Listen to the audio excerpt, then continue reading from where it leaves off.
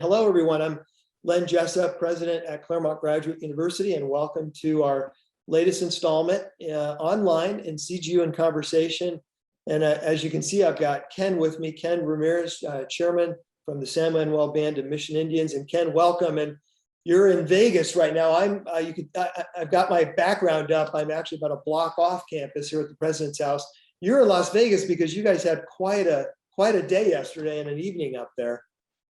Yeah, we did. We had the opening of the Palms come to life last night. And I got to tell you, it was very exciting and a very exciting time for the tribe to be participating in a business in Las Vegas.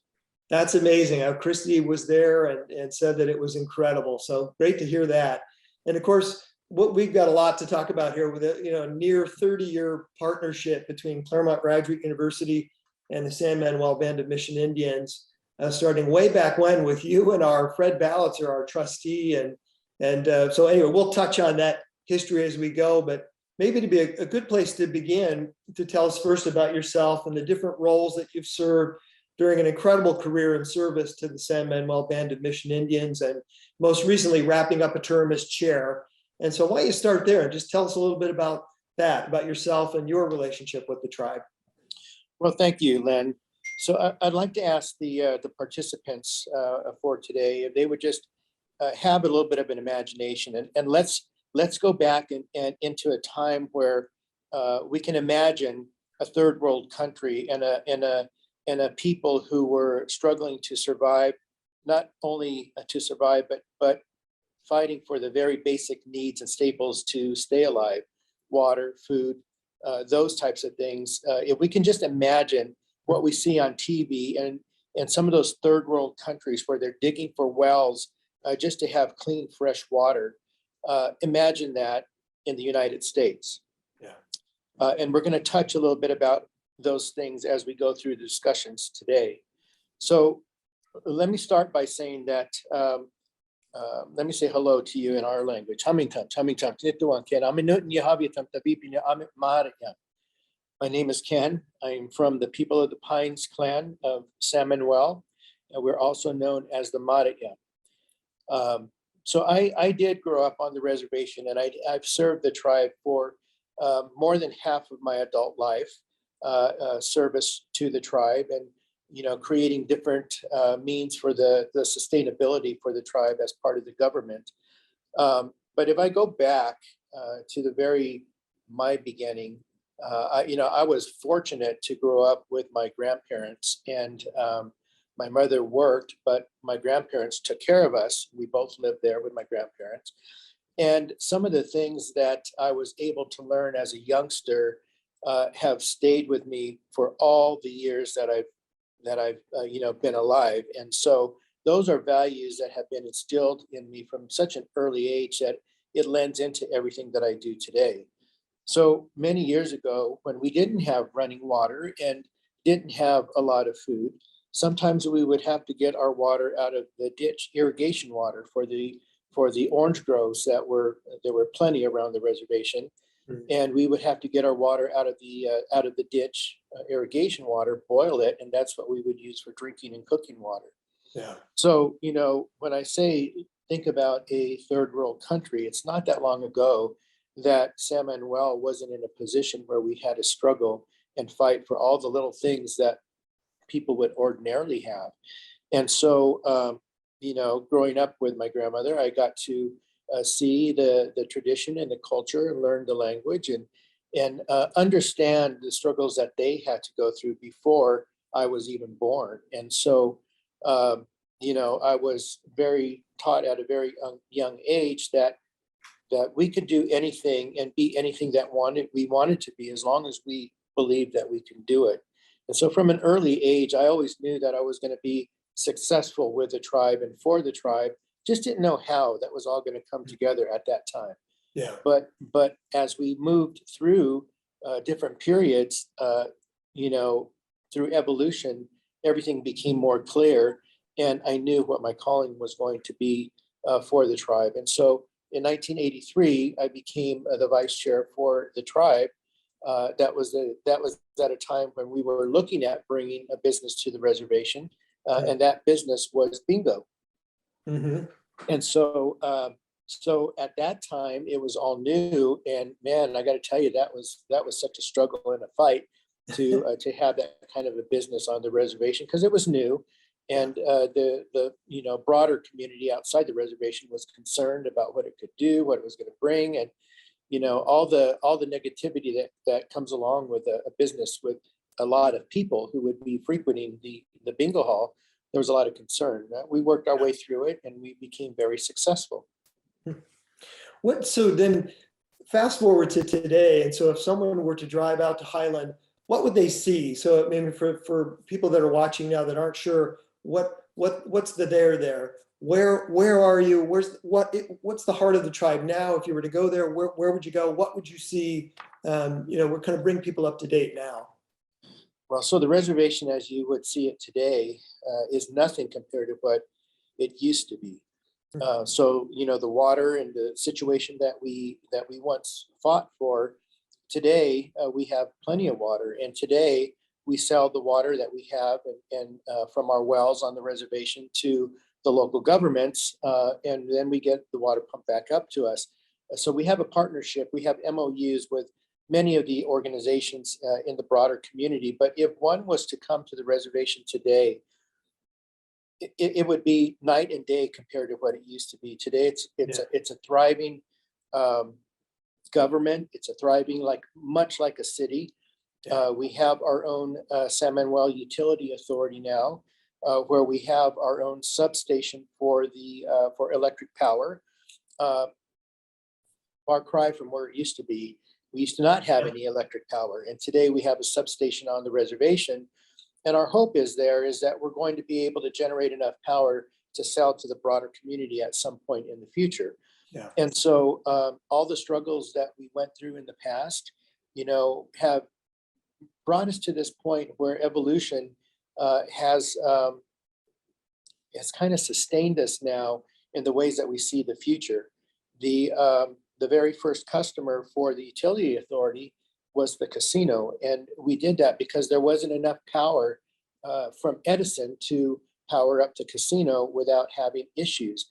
And so we ventured to make sure and ensure that we had good, clean power and ensure that we weren't going to have disruptions for our business and now for some of our residents on the reservation. Yeah. Far cry from what it used to be. And that's, it's interesting and maybe ironic in some ways. You mentioned the Yahavatam. I think I'm saying it right. Yahavatam. That's the original Serrano language term for the people of the Pines. And now, literally, the people of the Pines on this, as you say, this thriving property, thriving government, thriving businesses, thriving community all throughout the foothills and up into the mountains now. They're behind San Bernardino. Well, so, at one point, our ancestral territory took in 7.4 million acres, a very 4 million. very large amount of land. Went from Barstow to Kern County, LA County, San Bernardino, and Riverside County. Wow. And, when the settlers came to California, if we can just imagine how the tribes were living at that time. Yeah. We were a very peaceful people. We had partnerships with other tribes who would cross into our territory as they were trading, going on their trade routes to other areas of the country. And so we've always had the ability to have a governing structure within the tribe itself. And we prospered in a way that not only would sustain San Manuel, the Yahavatam people, but the people who were coming into our territories. And so, those were days when it was a nice, peaceful environment. Yeah. When the Western civilization came to California, it was devastating to our people. Our people were faced with annihilation. There was a raid in the mountains in the 1860s, which my great grandfather Santos Manuel, Okay. Manuel, who the reservation is named after. Our clan was in Big Bear. That's where our homes were. Okay. And at that time, there was a militia, state militia, that was put together to rid all the Native Americans, all the Indians from the mountains. Yeah. Very devastating to our people. There was only a few left. There was 30 surviving members of the tribe, Mm. and there was a few that were not tribal family members. But he took his family from Big Bear and got them to a safe place down in the valley floor, which is the San Bernardino and Highland area here in the Inland Empire. And that's where he settled his family up in a canyon and kept them protected. Yeah. And today, all of the tribal citizens on the reservation, we're all related. Yeah. We're all related because we all come from Santos Manuel Mm. and his family. So it was all of his children who had children with other tribal members from other reservations. And then we just grew. And Yeah. so from that group of 30 people, today we have 290 tribal citizens. We're gaining ground on sustainability and resilience. And for the militia that came in to rid the hills of the mountains of all the natives, Yeah. we're still here today, and we're growing leaps and bounds. Yeah, incredible. Talk about some of the values and the principles underlying that enable the tribe to succeed like that and flourish. And then, now into a tribal government and a community and the cultural institution that it is now, and the business owners that you are now. How does that happen, and what underlies all of that in terms of the values and the principles that get you through? Well, so San Manuel, we have a 7th generation build out of our people, and for non-natives, that sounds probably very foreign to them. But for Native Americans, especially for San Manuel, we think 7 generations to the future. Yeah. And so from my great-great-grandfather, Santos Manuel, to my generation, I'm the 5th generation from Santos Manuel. Mhm. The infrastructure that he built from the time he took his family to the valley floor made sure that they were safe and did what they needed to do to be a sustainable people. 5 generations later, here we are today. And so the values that he instilled in us are those values that we live today. We treat people with kindness, with respect. We're a people that want to help the broader community any way that we can. In fact, the 7.4 million acres of ancestral territory, you'll find San Manuel just about in every area of those 7.4 million acres, because we look at it still as our territory. Yeah. As the stewards that we are, and the values that were instilled in us, that we have a connection to all things in our area and everywhere, really. We want to be good stewards and ensure that those businesses that are going into the areas that our ancestral territory once was, that we give them a hand up, and that they're flourishing communities as well.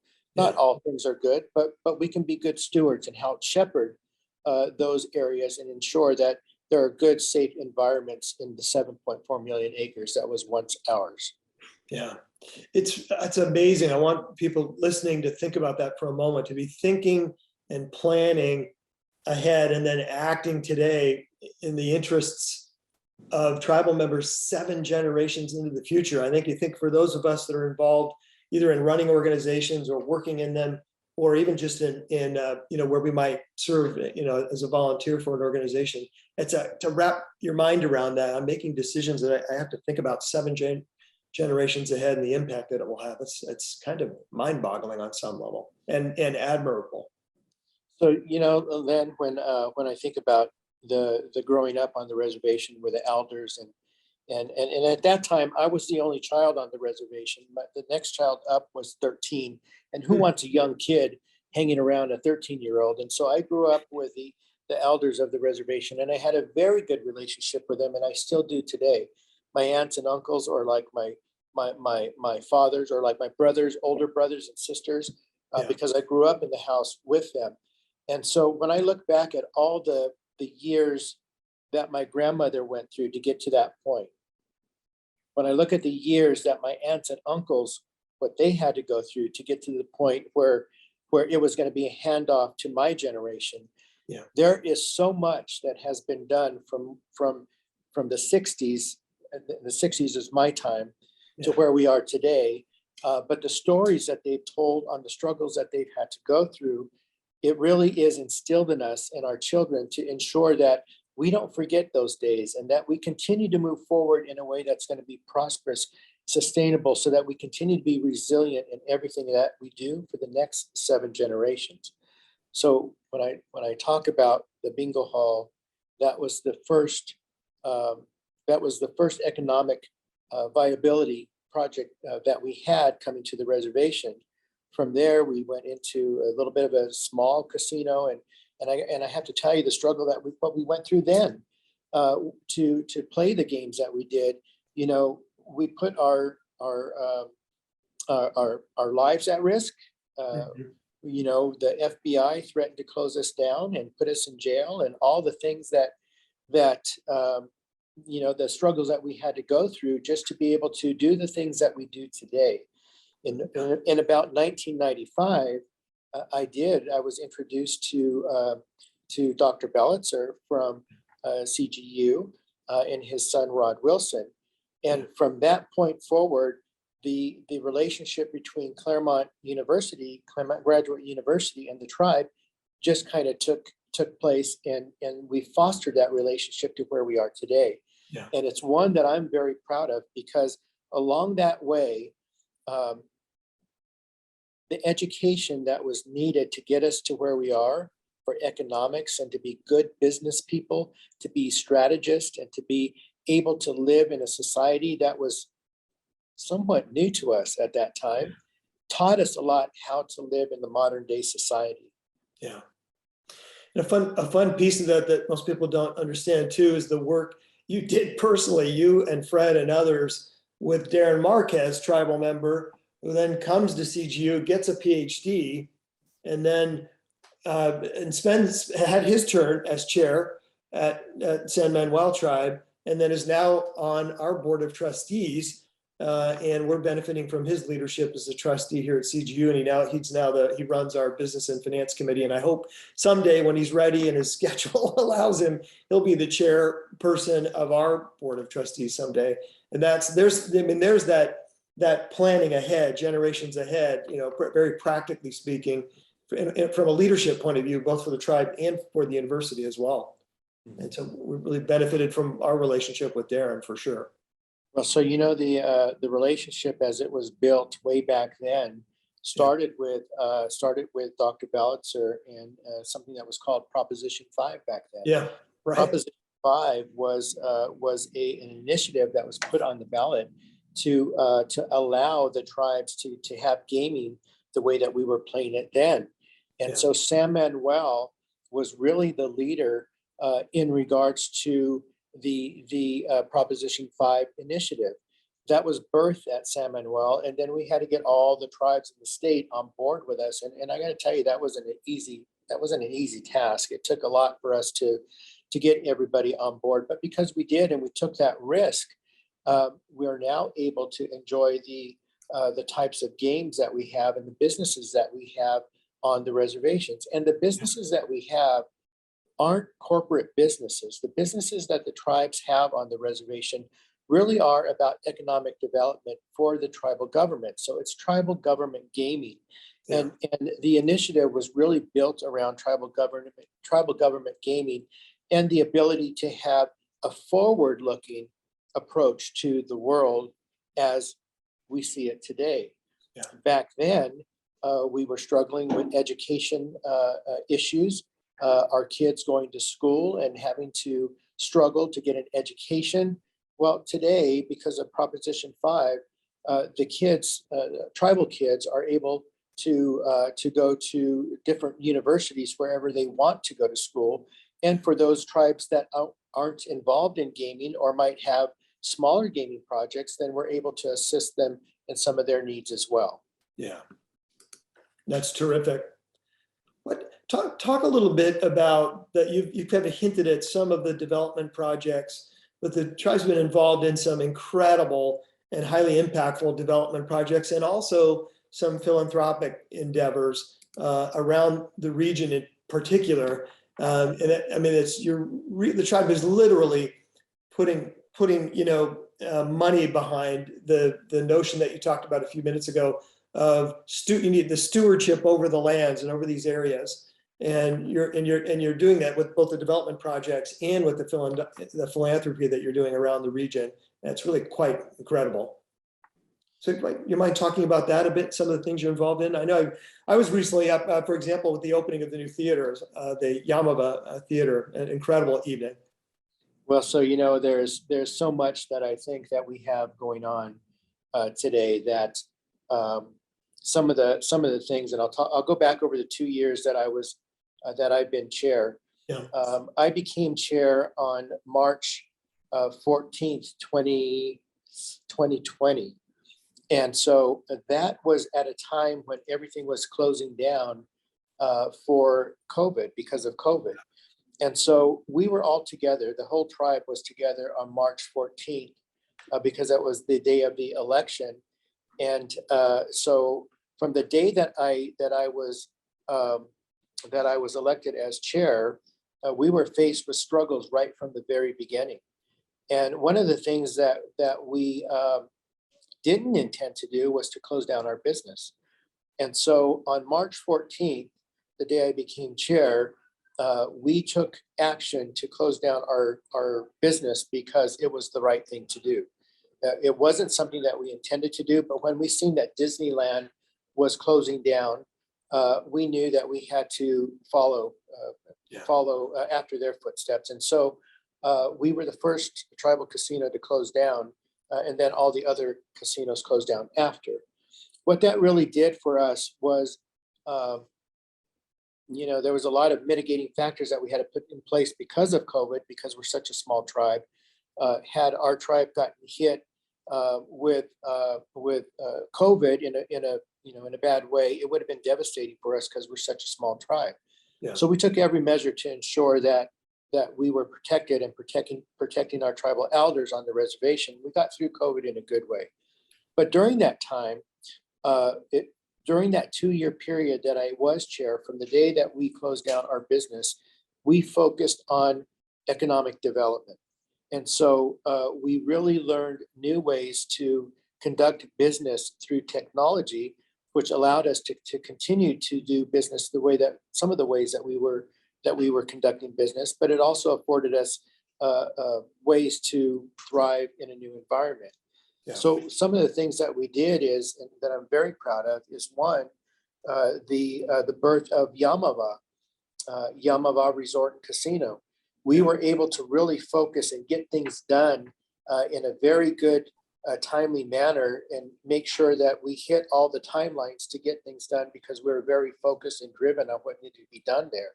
Yeah. In December 14th, we'd had a ribbon cutting and had our grand opening for Yamava. So that was one project that is going to be able to sustain the tribe for many, many years to come. But some of the things that we look at is diversity. So we don't want gaming to be the only thing that we do for dollars coming into the tribe, because if something ever happens, we don't want it just to be driven by that engine. We want to have other eggs in the basket that we can be able to pull from for economic development and to be able to sustain the tribe. So one of the things that we did was to put a strategy together to be diverse with gaming, but in different areas. And so one of those areas was Las Vegas, and the tribe doesn't own it. There's an instrumentality of the tribe that owns it, and they run the business here. So I don't know a whole lot about it, but it was a strategy that we put in place to be diversified. Yeah. In addition to that, one of the other things that we did during that 2-year period was to break ground on San Manuel Landing. San Manuel Landing is a 1.2 million square foot warehouse right off of the Norton Air Force Base runway. And so when we look at the goods coming into the area, you see that Amazon has a warehouse there right off of the runway. Our hope and goal is that we're going to have a tenant in that 1.2 million square foot warehouse that's going to be able to warehouse the goods that are coming in as it goes out to the different areas into LA. So it's part of the port system, but in a different way. And so that's something that is going to kick off and end towards the end of this year. And then you mentioned the entertainment center. Yeah. And so we do have an entertainment center that just was opened up in March. We had our first concert with the Red Hot Chili Peppers, very well attended. I ran into you that evening. Yes, I great. hope you had a good time. I know I had a good time.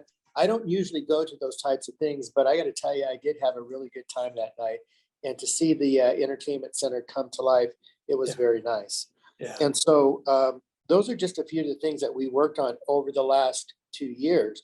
Yeah. But prior to that, we had a strategy to work towards that would be well diversified in the gaming and hospitality, more so in the hospitality area of hotels. And so Yeah. the tribe owns several hotels across the country that go into our portfolio that will be able to help sustain us in our future endeavors and part of that seventh generation that we built for. Yeah. And then that's just the development side. You know, equally impressive accomplishments and impact on the philanthropic side. Talk about that for a little bit. I mean, people don't realize how much the tribe has done, how much you're giving back, especially around the region here. It's really quite laudable. Well, so we're very vested in the community Yeah. and I spoke about the reasons why. The 7.4 million acres is still, we consider to be our ancestral territory. So we want to be good stewards and ensure that we're doing the best that we can to make sure that those communities are thriving and that we give a hand up instead of a handout. Yeah. There was a time where everybody came to us for a handout, but we quickly learned that we needed to put a strategy for philanthropy in place. And so we're very strategic in what we do with philanthropy now. As you may recall, San Bernardino filed bankruptcy some time ago, and they worked their way out of it. During that time, we provided a lot to a lot of the nonprofit organizations that assisted with homelessness and the work environment and getting people back to work. And we did that because we're very vested in the community. And if it wasn't for us, who else was going to do it? Yeah. Dollars for philanthropy come into the Inland Empire, pennies to the dollar, as to what goes to Los Angeles and Orange County. And so we seen it as our yawa to act on our beliefs to ensure that we were able to provide to our own community in our own area the abilities to have those organizations thrive and help people get back to work, get them off the street, and provide for those families, mothers with children, so they weren't out in the street suffering, having to live on the streets. And so that is something that we continue on this day. We don't have the know-how as the tribe to go out and do that individually, San Manuel. So we partner with all the organizations in the local area to ensure that they're thriving and that they're able to provide those services to the local communities. Yeah. And again, we want to provide goodness out in the world to ensure that everybody has a hand up. Yeah. One of the things that I'm very proud of is our relationship with Loma Linda University. Loma Linda University and the partnership that we have with them goes back well over 110 years now. And the partnership started because one of the doctors there took it upon herself to ride out on horseback and deliver babies and take care of the basic needs of the tribe for healthcare. That was 110 years ago. Wow. And here we are today. They stood by our side at a time when we had very little. And so today, as we became more successful, then our partnership just grew. And because of that relationship with that doctor coming out to deliver babies on the reservation, we funded the maternity pavilion at the Loma Linda University in the new hospital. And we did that because that was the way our relationship started by birthing and new life into the reservation. And so this was our way to ensure that the community, the Inland Empire, had a safe place to deliver babies and to have a great start at a new life. I knew that it was a long relationship with Loma Linda, but I didn't know that's how it started. That's an amazing story, book worthy. of this doctor riding out on horseback all that way. That's amazing. Well, so Len, when we look at the types of things that are very important to the tribe, health, education, and economic diversity is Yeah. something that are three pillars that we focus on. So health and education for the broader community is very important for us. So for those reasons, when the discussion came up with Claremont Graduate University in regards to the new center that was being considered at the time, it started out really with a relationship that was built many years ago with Dr. Bellitzer, and then just kind of evolved into the partnership that we had with the engagement with the courses that we have for management. Yeah. At CGU, San Manuel does sponsor the, you'll have to help me with the name. Yeah, we've got the tribal administration program that's been going on now for decades. Yeah. Yes.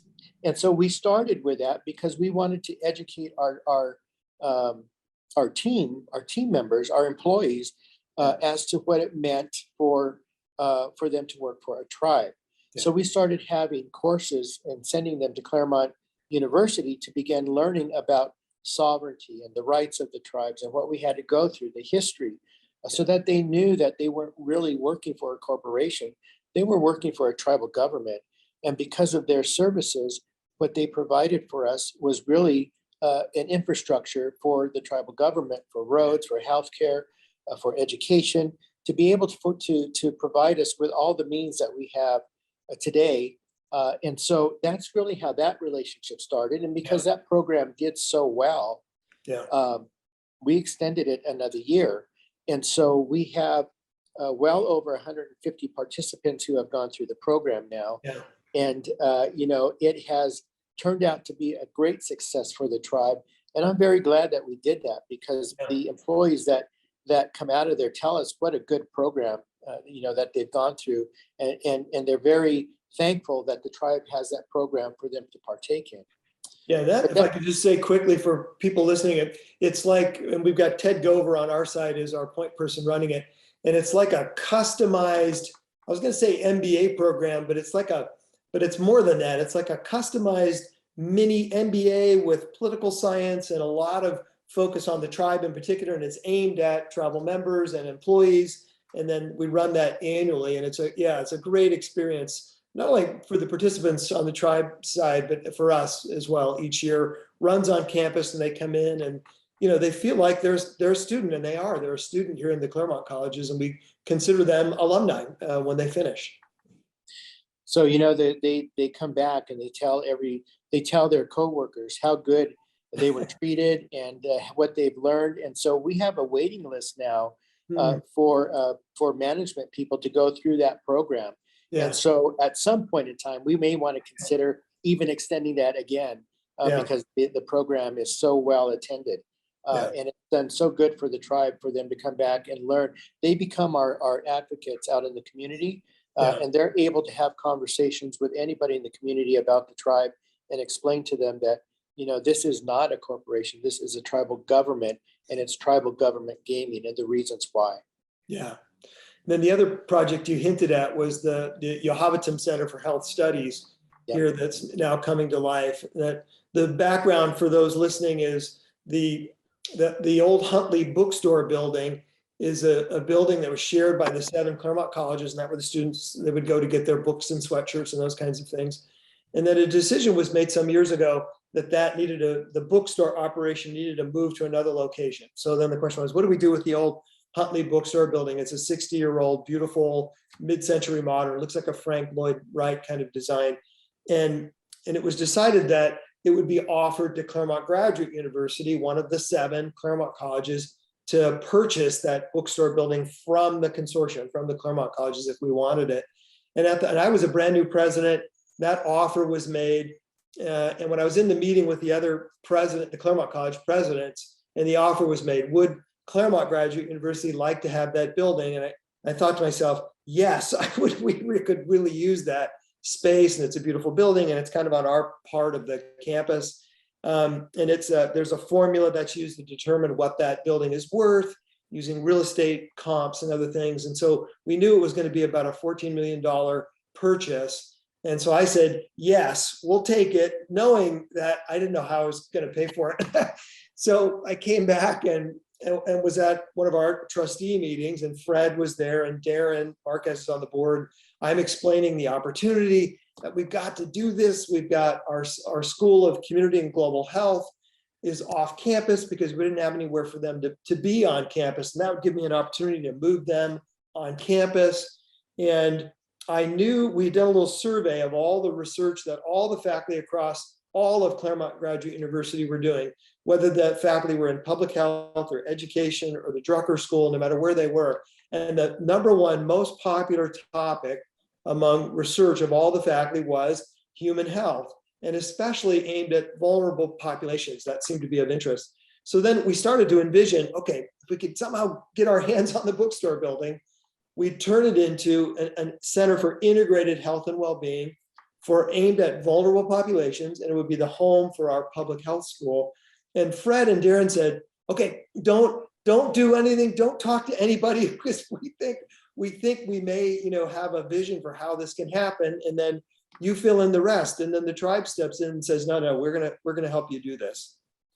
Well, so it wasn't a hard sell to the tribe because the tribe was underserved for healthcare at one time, and our goal is to serve the underserved areas and to ensure that they're prospering. And so when we took it to the tribe, it wasn't a hard sell. In fact, it was very easy to get this across the board. But one of the things that we focused on was healthcare for the underserved communities, because there are so many disparities that deprived communities suffer from, and in Native American communities, it's diabetes and heart issues and hypertension and all the things that come along with a lifestyle that wasn't once known to the tribes. At one point, the tribes, they didn't have the types of foods that we have today. And so the issues that we face because of the foods that were introduced, it was just, they continue on to this day. And so it was easy for us to make that decision because the program there is going to be able to provide a means for the underserved communities. And so that was right up our alley. And so it was a great way to look at a new partnership in a new way, so that we were able to put together healthcare concerns that would be able to treat at some point the broader community. And so this program, we're really looking forward to how it's going to be built out.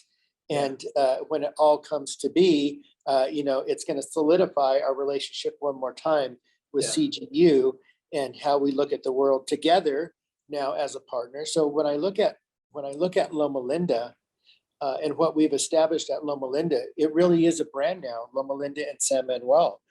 And so when we look at CGU, we're really looking at creating another brand through education, right? And so for me, that is part of our 7th generation build out. Our education is now entwined into everything that it is that we do, not only for where we are today, but for where our kids are going in the future. And so we've kind of interweaved. So the weaving of the blankets or the materials that we've looked at of life, we've now healthcare and education and economic development and diversity into that cloth as we look to the 7 generations in the future. And so it's pretty exciting when you look at where we've been, how we've woven the threads of that cloth as to where we're going in the future. Those are going to be thought way out for 7 generations. Well, after I'm gone, this 7th generation will still be thriving and living on some of the things that we've established today. Pretty exciting times. It is exciting. And the quick update for those watching us is that additional money has been raised for renovations to the building, and with the generous gift from the tribe, the $14 million, the building was purchased. We're putting that renovation money that was raised to good use. There's a fence up around the building. The renovations are happening inside. It is an historic building. We're preserving that historical building. The look and feel on the outside will not change. The changes will all happen on the inside. And then it'll become, as you say, it'll be this nexus, not only for CGU and San Manuel, but for Loma Linda and for all these other providers and agencies around the region to all come together and work together around health and well-being issues for the most vulnerable. So that project in particular has got an incredible future ahead of it. So, Len, you touched on Darren being a board member there at CGU. If we look back all those years ago, we never would have imagined where we are today and the things that we've been able to accomplish through education. Yeah. So Darren is a board member there at CGU. I'm on the steering committee and part of the president's advisory board at Loma Linda University. Those were things that we never really imagined that could come to be, but look at where we are today and how we've woven that into where we're going for the very long term. Yeah. And so as we look at what we've been able to accomplish there, just imagine how much further we're going to go with the other types of healthcare issues and education pieces that we built together, how far out that's going to be built and how our kids are going to be involved in that. And by the way, let me talk a little bit about education on the reservation. There was a time where graduation was very far and few between, where some of our citizens would be graduating and having a diploma. So many years ago, we were able to put a strategy together through our education department that was created to ensure that everybody had the ability to have an education, to graduate with a diploma or with a GED. But the GED is no longer a thing for us anymore. It's a diploma. Yeah. And for many years now, probably for the last 5-6 years, we're at 100% graduation rate on the reservation. And not only are we at 100% graduation rate, our kids are going on to college and they're coming back with MBAs, with BAs, with PhDs. Yeah, Darren's a PhD. Yeah. Darren's a PhD. We have 2 others that are going for a PhD as well. Yep. And so the difference between where we were and where we are today, we've learned how to survive in a world that at one time was foreign to us. But because we took the risks that we have, we've been able to be not only resilient, but we've been able to thrive in this modern day world, so that now we're looking out for 7 generations. To me, that's very exciting. Yeah. Clearly you can see the tribes focus on the social issues around health and education. That you've talked about that, and we can see it in the activities that the tribes involved in. Those clearly seem to be dominant priorities for the tribe that you've been working on, and we're seeing evidence of those themes for sure. So how do you see all that playing out? I mean, what does the future hold for the people of Santos Manuel just in the next 50 years in this generation, and what we may see manifest from that? Well, we're truly not sustainable unless we have people in those positions that will be able to run the businesses and parts of the government for us to continue our footprint moving forward. Okay. And so some of the things that we've created through education and our tutoring centers is internships. And so, what we've seen is that some of our kids go to school for a particular pathway, and then they get down there to that, whatever it is that they want to go to school for, and they determine it's not for them. Yeah. And so what we've put in place to ensure that our kids have a good, solid ability for different pathways is we've created internship programs for our kids in our businesses. And so our internship programs now start at, I believe they're 14 for some of the kids. And there's, very limited things that they can do at that age.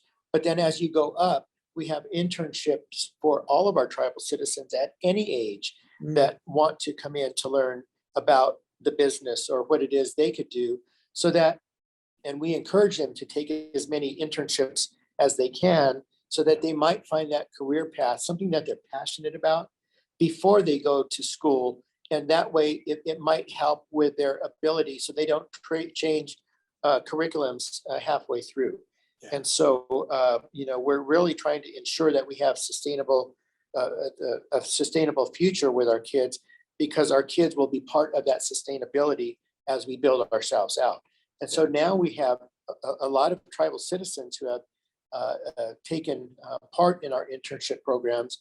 We've been able to create career pathways for them for their academic schooling, and then they come back to work for us. And so some of them are working for us in our enterprises, and they'll become young leaders for the tribe and our business as we build ourselves out to the future. Yeah, that's incredible, and you'll like to hear that our Michelle Ponce is our head of career development and placement, and she's giving you the yes, that's incredible. And starting early in the planning, she does that for our students here. So she was happy to hear your level of planning. Well, I got to tell you, our kids are not shy. Our kids are very social. We have a youth group, a group of young women who have taken on the charge of missing, murdered Indigenous women. Mhm. And they start at 12 years old. And I think the oldest is probably 16 years old now.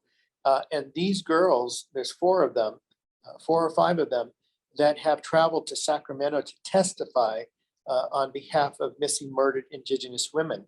Mm. And these young girls are now known throughout the state for the work that they've done. They've been awarded through the 30 under 30 young women's group, or women to be recognized for the 30 under 30 award. And so, our kids are starting at an early age to be able to get out, to do the lobbying, to do the education for the broader community, to be a part of who we are as Native people, and to be advocates for who we are. No one else can tell our story better than ourselves, and our young children, our youth, are starting at a very early age to get out and begin to educate people of what Native Americans have to go through. Yeah. There's, along those lines, Ken, a question came in about what you're doing internally around culture and language, and in kind of inculcating that and making sure that endures. And I know you've done some things around the Serrano language in particular that you told me about, but would you mind sharing some of that with people?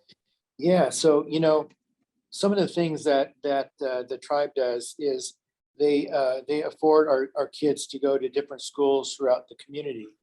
One of the things that we looked at most recently is having a best-in-class school on the reservation. And what that really means is that today we have a tutoring center, but what that really means is that we'll be able to have a best-in-class school on the reservation where our kids at an early age will be able to go to school, and our native language will be taught as part of the curriculum. Yeah. And so we do a lot with language revitalization, and we've focused for years now in regards to educating tribal citizens in regards to our language and learning our language and our culture. Yeah. Today, it's thriving on the reservation, and it's part of everything it is that we do. And so our kids are becoming fluent. They're more fluent than any of the adults. We have, at one point, we only had 2 adult fluent speakers. And because we took it, we took on the task of creating that revitalization program, our kids are now becoming fluent, still working with those 2 natives, the 2 fluent speakers who teach today. But we're looking at bringing a school to the reservation, a best-in-class school. So when I say a best-in-class school, what I was really envisioning, and I was asked what my vision was for education, and so I shared that. And from that, the board, the education board, put together a program, a 2040 vision, and it really is to focus around a best-in-class school. And I compare it to something like the Webb School. And so, some of our kids, a couple of our kids have gone to the Webb School, and I see what's been able to be done there. And so the thought is, if we can do that through the Webb School, why not create a school here on the reservation where we can turn out young geniuses right from an early age, from the time they're born to the time they graduate, and get them on that pathway early. And so we're putting that plan together now. In the next 2 years, we will begin having classes, education classes on the reservation for preschool, kindergarten, and then we're going to grow it a grade. The hope is to grow it a grade every year after that. Pretty exciting times. You know, Yeah. I'm pretty proud of the programs that we put together through strategy. And so when we look at strategy, we look at the long term, then we back into how we're going to get there. Yeah. And it's been able to provide us, a good journey, a good path to Yeah. be able to get to where we want to be by 2040. Yeah. Now, in 2040, I mentioned that we have 290 tribal citizens now, but in 2040, we're going to double in size. We'll have 600 citizens. Mhm. And so, the time is now to begin thinking about education and having a curriculum that is going to be able to be taught not only on the reservation, but out in the broader community. Now, we are looking at a curriculum that's going to be able to teach the broader community through the school systems, our history and our language. We already teach our language at Cal State University. You can take that for a course, and our kids take that as their second language in high school now. And so our language is recognized by the schools as a second language, and the kids are able to get their credits for high school as that second language. And I'm muting because poor timing on my part. I've got a mower and a weed whacker going on right outside the window. So I apologize to you and our viewers if they're picking that up in the background. Well, I sure can't hear it. Okay, good.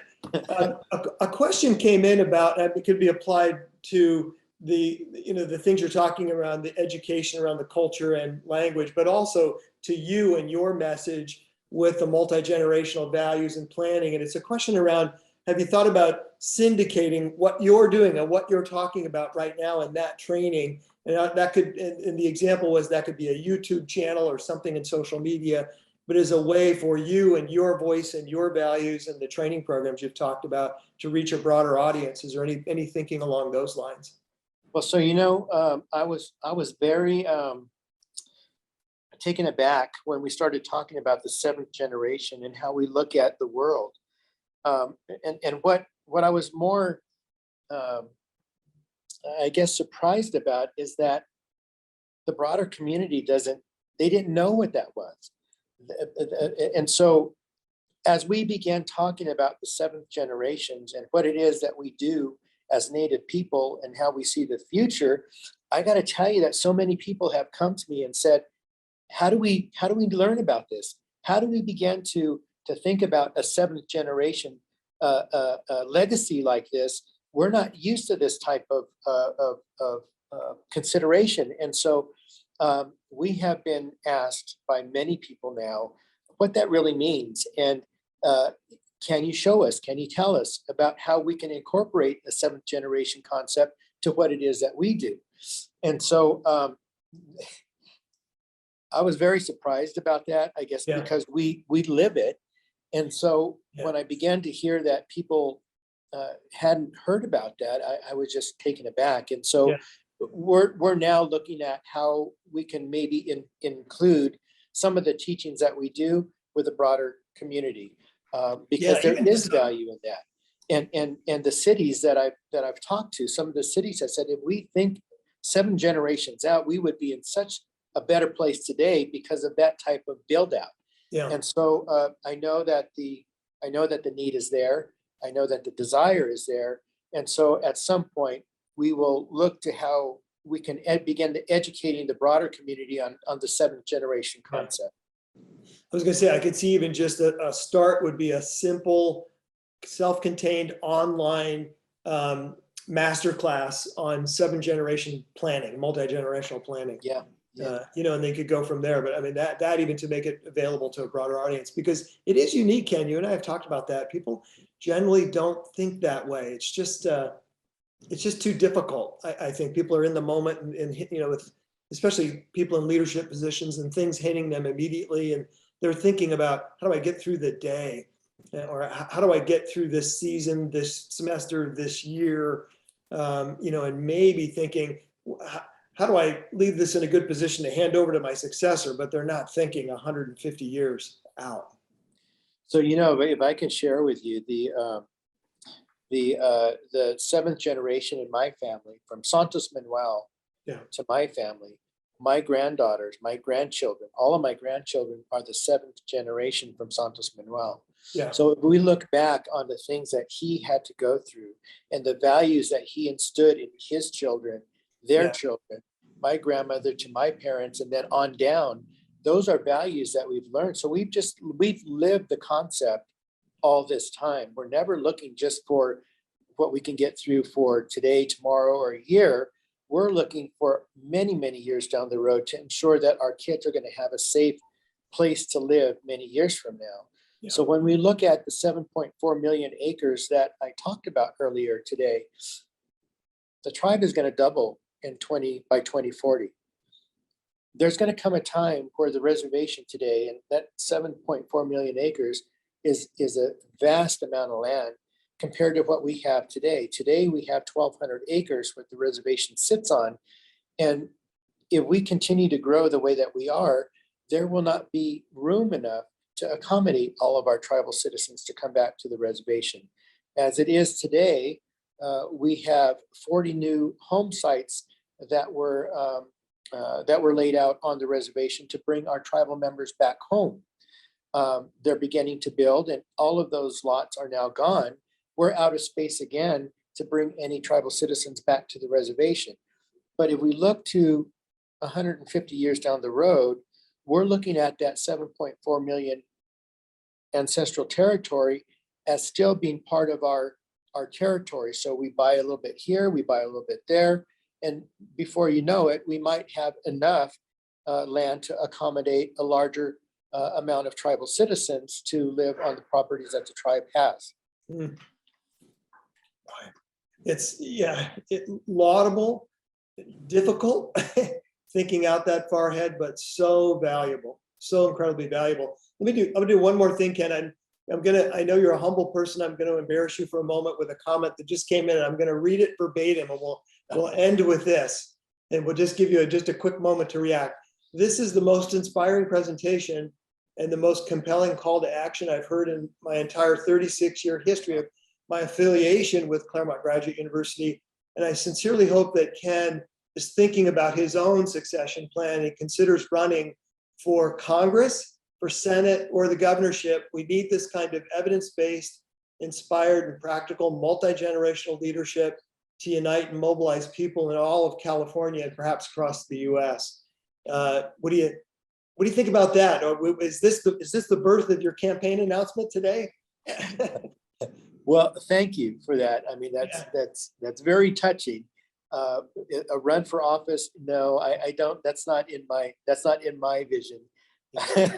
Although I've been asked, I have been asked, and after careful consideration, I had to say no. I'm a little bit up in age now, and I have some personal goals that I want to work towards, and not that I couldn't do them as I'm working towards other things in the broader community, but being in Congress or in Senate is just would take a lot of my time. And so, I've given half of my my adult life to the tribe of service to the tribe, and so now I'm very excited about where I am today, because I get to go out to the broader community and teach in ways that are more meaningful for me to work with the broader community and to educate the broader community on what it is that we do. So this seventh generation legacy that we've built